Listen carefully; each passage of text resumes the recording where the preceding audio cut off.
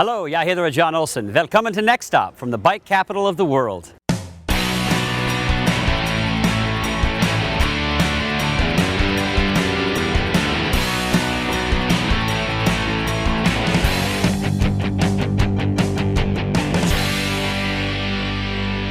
Welcome to wonderful Copenhagen. On this episode, we'll explore this incredible city by canal, we'll tour one of the most beautiful castles in Europe, and we visit world-renowned Tivoli Gardens. We'll also discover a cafe breaking all sorts of norms, specializing in smooshie. Stick around and find out all this and more on Next Stop Copenhagen. The fun starts now. We've toured cities all over the world by bus, by car, by bike, by foot, never by canal. Until today.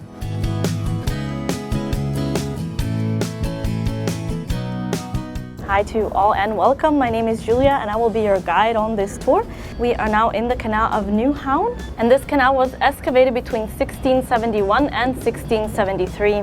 The purpose was that the ships could sail all the way into the city's new center, where the King's New Square is, with their goods. You can now see the Royal Theatre's Playhouse. The Playhouse opened in 2008 with Shakespeare's Hamlet. It was designed by two Danish architects that are called Lundgaard and Tranberg. The Opera House here on the right side opened in 2005. It was designed by a Danish architect that is called Henning Larsen.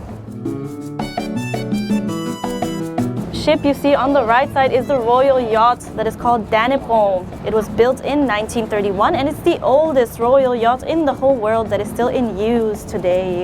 You can now also see two identical buildings. On the right hand side there's actually 4 of these buildings, and this is Amalienborg. Amalienborg is the royal residence since 1794.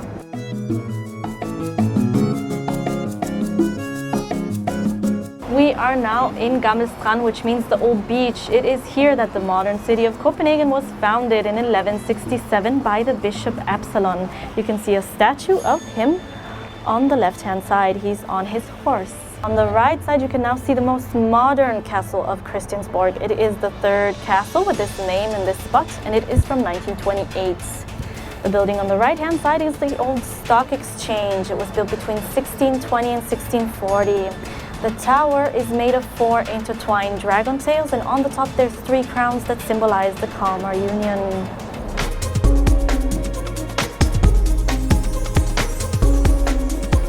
We are now back to where we started, so the tour is over. Me and Jens hope you enjoyed it. Have a nice day and thank you for a nice tour. What are the highlights for you on the tour?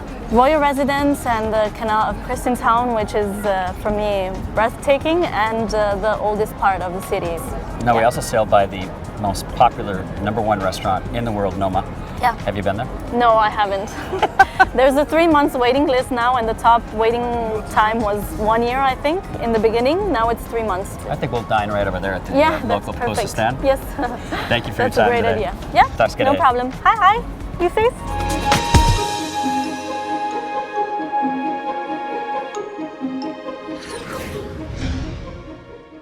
The changing of the guard takes place every day at noon at Amalienborg Palace. The purpose of the Royal Guard is to protect Denmark's royalty, especially Queen Margaret II, the first female monarch in Denmark since the 15th century. This is sometimes accompanied by music if the Queen is in residence. But if you take a look at that building over there, the only one with 5 chimneys, there's no flag flying. No flag, no Queen. For more information on this and other fun activities in Denmark, go to visitdenmark.com.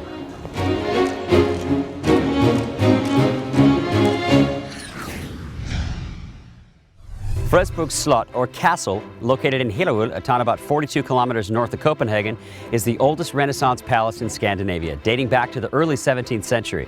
It also houses the Museum of Natural History.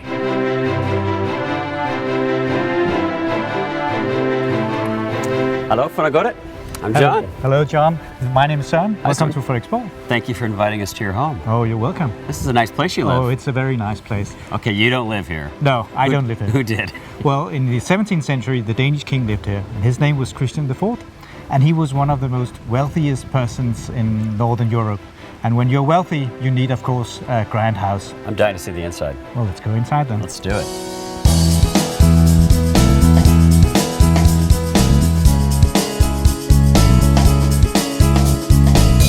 This is an absolutely gorgeous room. It is one of the favorite spots at the museum. Wow. It's also the spot where you can see the kind of decoration which the old castle were made with. It's again made to impress. It's what Renaissance is about. You have to be dazzled.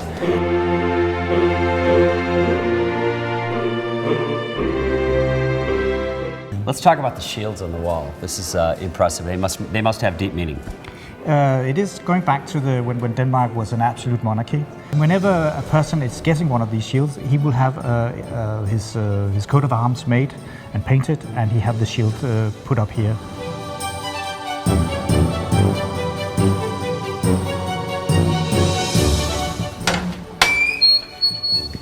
Cool. Well, you remember that I told you that the Danish king was very wealthy. Yes. He was also very practical. So you're now in the basement of the castle. It's his treasury. But instead of walking down all the stairs with the money, he would slide the coins through the slide down into this large chest.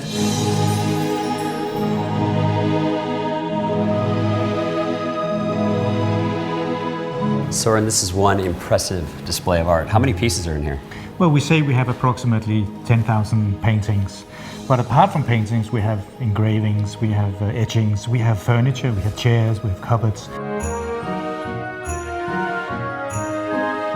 So earlier today, Soren promised us that he would show us where he had his wedding reception, and wow, this is pretty cool, Soren. It is. No wonder it's called the Great Room. You didn't have your wedding reception here. No, but this is a great room. It is, and I wish I had. But it is the Great Room, and it was built by Christian IV for having parties, functions. I can only imagine. You've got a nice office. Thank you. Talk for having us. Selv tak.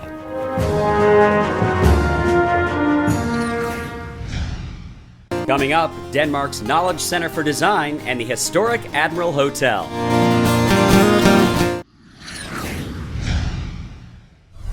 Danish design is well respected throughout the world. To learn more, we visit the Danish Design Center. We begin our tour through history of Danish design in the 1950s. What was going on in the 1950s? 1950 was just after the war, so there was not that much money, but there was a huge power to create something. So a lot of the things you see here is created at that time, and the thing was that there were new materials. Lego is there. Lego started, in like 52. Denmark is a nation of play. We like to work hard, but we also like to play. And Lego is just the thing where you can build, you're not supposed to do whatever you were told by your parents. You could just dream away. And that's the great thing about Legos. It is. And yes. That hasn't changed all the way to the day. Hasn't changed, and you see even adults still playing with Lego now. They put a lot of computers in them so you can do things like robots. The psychedelic 60s. It is, yes. That's what we call the hippie thing, the flower power of things. And what happened was that when we looked at the 50s, that was all natural materials. So plastic were introduced. And we had this fantastic designer called Werner Panton. He did this chair and all these environments, sort of psychedelic things. And at the same time, getting back to your roots, you also had this television thing by Bang & Olufsen, who was sort of a little bit spacey, right? This is modern. That's cool. Yeah, I think it's really cool. That's it's retro. in my home when I was a kid. So, really? Yeah.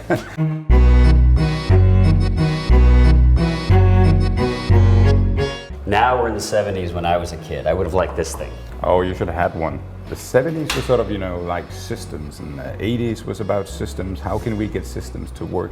The whole idea was, it was not just one thing, it was everything. A lot of that is still current today too, though, because these are the same taps in our hotel room. Yes, and I have them at home, and I think my kids will always have them at home, so they're here. If it ain't broke, why fix it? So now we arrive at the 90s. Yeah, but let's skip the 90s. We didn't do much cool design in the 90s. Very well. Let's go to the next. So now we're in the new millennium. And I love this. That is super cool. That's fantastic. That's a one-off. Is it? But it is a cool thing. And also the lamp is telling you that now materials can do that, and technology is going into design.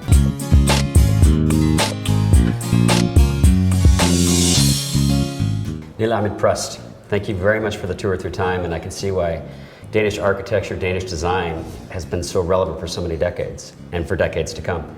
Yeah, and come back in 10 years and we will show the next part. I'd love to. See you. Bye. Tak.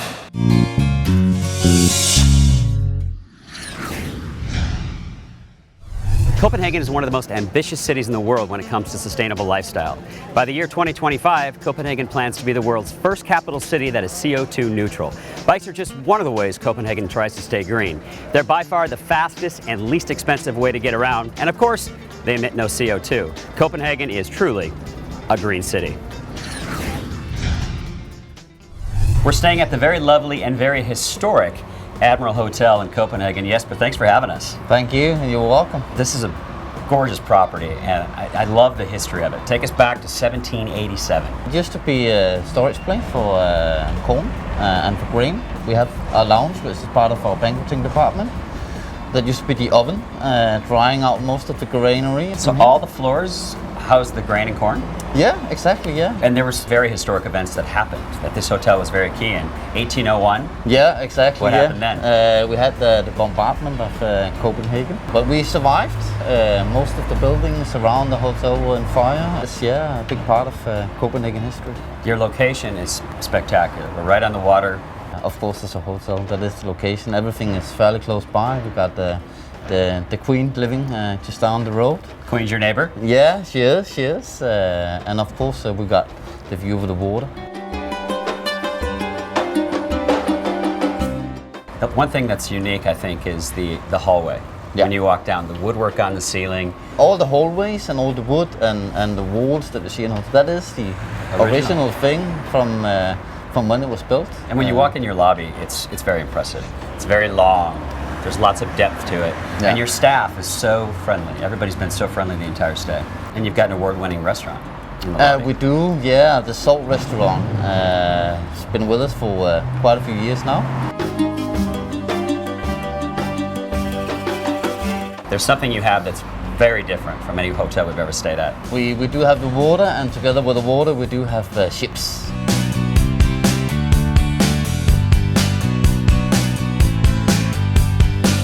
As you can see, this is a very impressive property with a history dating back to the start of our country. On your next trip to Copenhagen, we recommend you stay at the Copenhagen Admiral Hotel.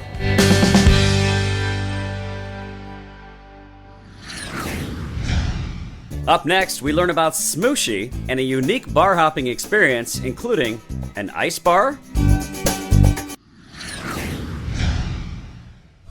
The food scene in Copenhagen is thriving. In fact, for the last 3 years running, they have the #1 rated restaurant in the world. For our food feature today, we're on the main walking street, the Stroll, to feature the Royal Cafe, which is anything but your average cafe. Let's smooshie.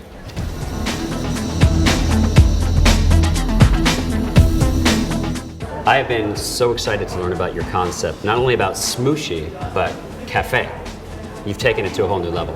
Our idea was to sort of emphasize everything that had been famous in the past, which was smørrebrød, open-faced sandwiches. Which is very well known in Denmark. Yes. So we thought, why not do it in a modern, more up-to-date way? Not have huge open-faced sandwich, but maybe have small, tasty. You can try more things that way. Yeah. You know, you can, as you can see in front of us, we have 3 smoothies standing here. This is the ox fillet, beef fillet, or call it how you like, with a good old Danish tomato. This is new potatoes, new cucumber. This is what we would call a vegetarian dish. Has a little radish. The next one here is actually very interesting. It's called in Danish stjerneskud, which means a shooting star. If you see it from above, the way it's made, it looks like a star. Now, I feel like your cafe here, because this room is beautiful. I feel like we're having like afternoon high tea. You can see something there, hand-painted wall, or you can see one of these old paintings from our castle. Why not give people that experience? This is the most unique cafe we've ever been to, and this is absolutely a wonderful presentation. Congratulations. Thank you. That's Thank you awesome. very much. You're redefining it. Thank you very much. Good job, brother. Thank you for coming.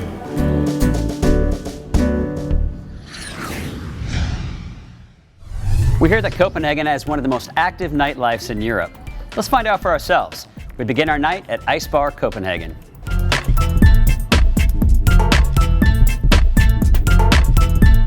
It's summertime in Copenhagen, and we're in an ice bar. An actual ice bar. And I thought there might just be a little bit of ice around, but we're talking full on ice here, Pablo. Yeah, it's what we have in here is 40 tons of natural ice, all brought from north of Sweden. So what is she making here behind us? She's making a drink of, it's called Construction. That's our theme is factory, so we have all the names of our cocktails are related to the theme.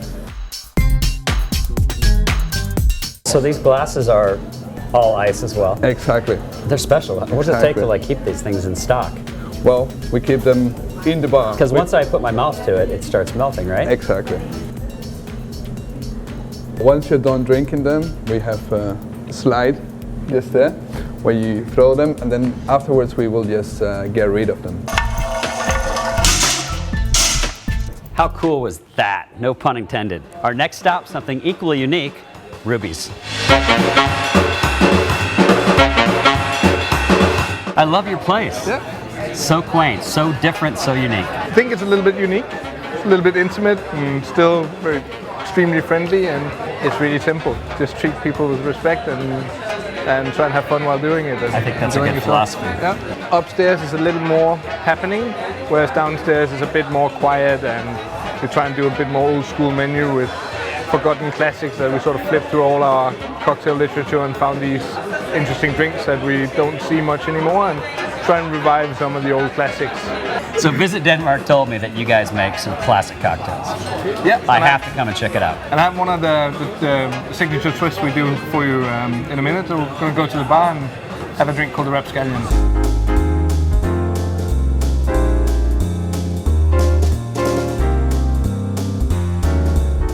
So the other night, my camera guy and I, Mike, were rolling down the street looking for a pub. Just a place to have a beer, an öl, and relax. And we came upon this place and we loved it. Walking in here, seeing the art on the wall, this is my idea of a real neighborhood pub. But it wasn't always a pub. Actually, it was a grocery store since the 60s, right? And there was this old man down here selling mostly wine and liquor. And in the back, in there, he also, invited his customers on a schnapps, right? So already in the 60s, it was actually a bar. A bar, yeah. You guys have a very special place. We love it. And I would love to end our nightlife segment by taking our schnapps Yes. and having it in the back room. Yes. Let's go.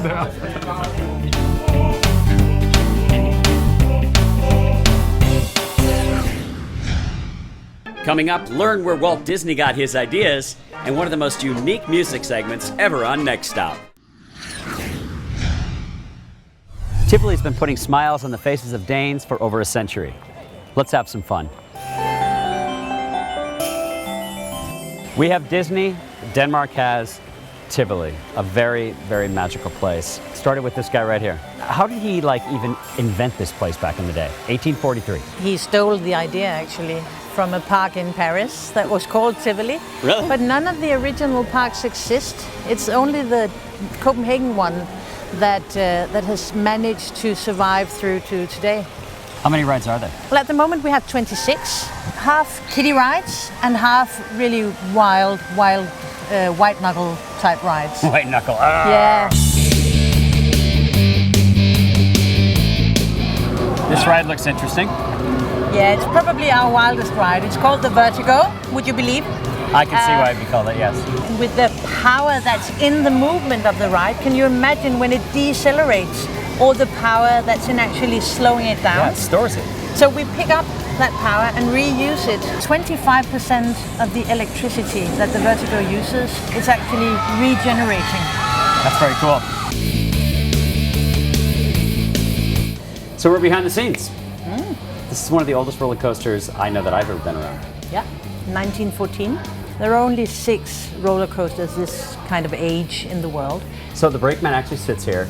How does he work it? What you do is you pull this lever towards you, thereby pressing the metal wings. So it's actually the friction that brakes the car.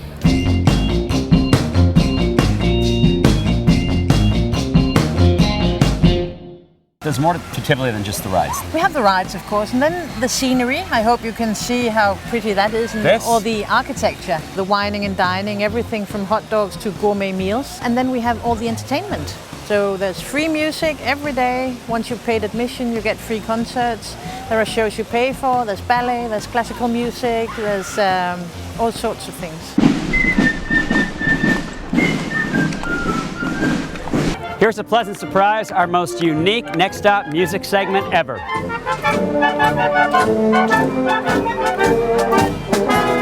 That's so cool what you guys do. Thank you. What are the age ranges? Around 8 years to 16. I'm 16 now and I've been in the Guard 5-6 years. So I'm looking forward to... You're retiring. Exactly, yeah. I actually am, yeah.